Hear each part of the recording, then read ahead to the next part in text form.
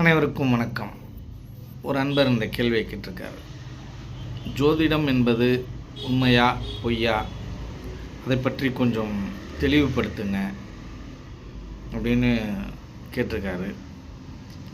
இந்த ஜோதிடத்தில் இந்த பரிகாரம் அப்படின்னு சொல்கிறாங்க, அந்த பரிகாரம் எல்லாம் பண்ணலாமா வேணாமா அப்படின்னு சொல்லி கேட்டிருக்காரு.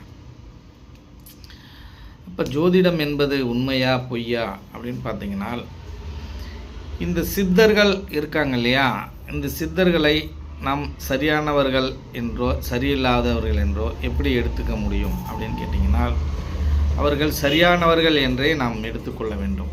ஏனென்றால் உங்களுக்கு வாழ்க்கை முறையை சொல்லிக் கொடுத்தவர்கள், ஒரு மனிதன் எப்படி வாழ வேண்டும், ஒழுக்கம் என்றால் என்ன, கடவுள் எங்கே இருக்கிறார், அவரை எப்படி அடைய வேண்டும், அடைவதற்கான வழிமுறைகள், இதையெல்லாம் சித்தர்கள் சொல்லியிருக்காங்க.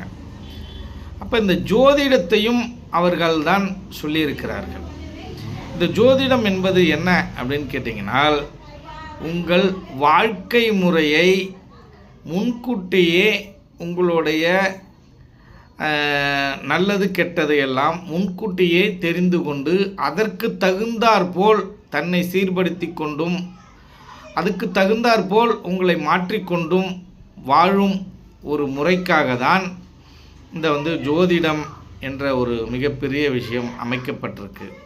அது மட்டும் இல்லாமல் இந்த ஜோதிடம் ஒழுக்கம் ஒன்று இருக்கிறது. இந்த ஜோதிடத்தை யார் கற்றுக்கணும், யார் சொல்லணும் மற்றவங்களுக்கு அப்படின்னா, இந்த ஜோதிடத்திற்கும் ஒரு வாக்குப்பளிதம் இருக்குது. உண்மையை பேசி பழக வேண்டும். கால் இல்லாதவர்கள், கை இல்லாதவர்கள், உடலால் உழைக்க முடியாதவர்கள் தான் இந்த ஜோதிடத்தை பார்க்க வேண்டும். ஆனால் இன்றைக்கி அப்படி இருக்கா அப்படின்னா அப்படி இல்லை. அப்போ ஜோதிடம் என்பதை ஒரு மனிதனுக்கு கணிக்க வேண்டும் என்றால் கிட்டத்தட்ட ஒரு வாரம் எடுத்துக்கணும். ரொம்ப நுட்பமாக நம்ம ஜோதிடத்தை நம்ம பார்க்கணும்.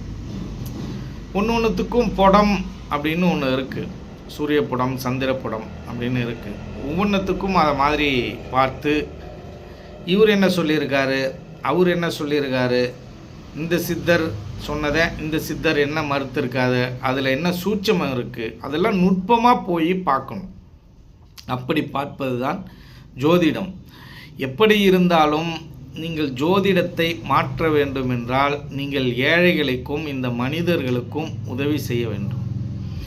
இப்படி உதவி செய்தால் தான் மாற்ற முடியும். பரிகாரம் என்பது இந்த ஏழைகளுக்கு உதவி செய்வதே என்பதை நீங்கள்